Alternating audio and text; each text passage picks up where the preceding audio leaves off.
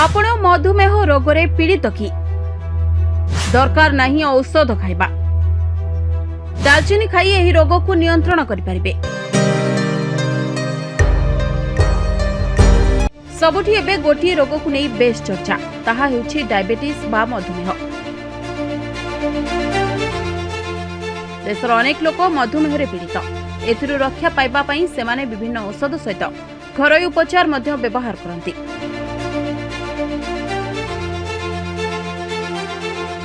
मधुमेह रे पीड़ित रोगी संख्या दिनकु दिन वृद्धि पाइबार लागिछि।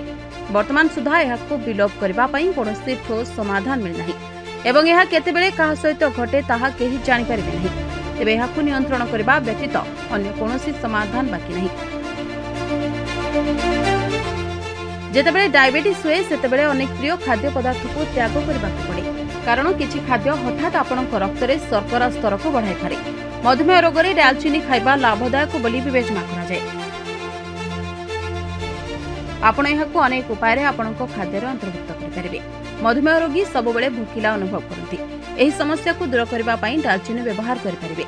एहा सहित एहा रक्त रे शर्करा स्तर ह्रास करिबारे मध्ये एक गुरुत्वपूर्ण भूमिका ग्रहण करिथाय। जदि मधुमेह सहित चकृत समस्या अछि तेबे आपण दालचीनी खाइबा उचित नही, कारण दालचीनी रे क्यूमारिन थाए जहाकि आपणक समस्या को आहुरी बढ़ाई पारे। एहा व्यतीत आपणकर रोग प्रतिरोधक शक्ति मध्ये शक्तिशाली हुए एवं आपण अनेक ऋतुकालीन रोगरू रक्षा पाई परिबे। आपण दालचीनी को हालुका भाजी एहार पाउडर प्रस्तुत करि परिबे। सकाळर चा तैयारी करबा समय एक चमच दालचीनी पाउडर मिसाले केवल चार स्वाद बढ़ी न थाए, बरं आपणकर सुगर मध्ये नियंत्रण होइथाय।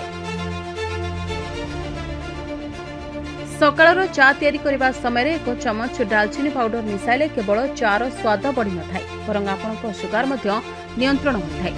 जदि आपण दिन रे कोनोसी सुस्थ पानी पिउछंती तेबे आपण एथिरे दालचीनी पाउडर मध्ये मिसाई परिबे। आपण प्रतिदिन सकाळे खाली पेटरे दालचीनी पाउडर सहित मिश्रित महू पीले मध्ये लाभ पाइबे। मधुमेह को नियंत्रण करबा पई अनेक घरोई उपचार मध्ये अछि। प्रथमतः एप्पल विनेगर। यह उभय टाइप 1 एवं टाइप 2 डायबिटीज रे लाभदायक होइथाय। ब्यूरो रिपोर्ट तदंत न्यूज।